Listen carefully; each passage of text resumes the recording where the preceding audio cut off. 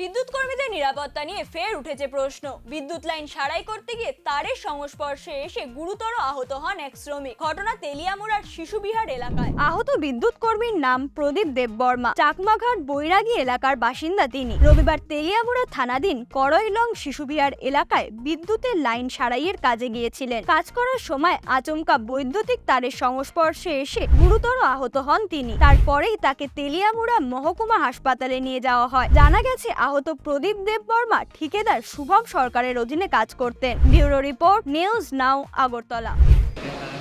কারেন্টে কোন জায়গাতে? করইলংয়ে। একই মানে কারেন্টের কাজ করে নাকি? কি নাম ওর? হ্যাঁ, প্রদীপ দেববর্মা। কোন জায়গায় বাড়ি? হ্যাঁ, আচ্ছা। এরপরে এখন নিয়ে এসো নাকি হাসপাতালে? হাসপাতালে নিয়ে এসো। কার লগে? শুভম শুভম কি? শুভম সরকার। শুভম সরকারের সঙ্গে নাকি?